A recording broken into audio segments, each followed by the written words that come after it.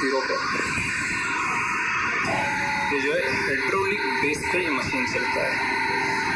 यहाँ पे hydraulic base पे ये मशीन ऑपरेट होता है। सर मुझे लगता है 1 मिनट में बात उठने वाला है। 34-35 किलोमीटर के आसपास ये लोड उठाता है जेन्युइनली। देखते हैं मेरे पास इस तरह से ब्रेक होता है। इसका जो लोड है ये रिवर्स आते ही यहाँ पे बाहर ब्रेक हो जाता है। एक जोर से धमाकेदार आवाज़ होती है।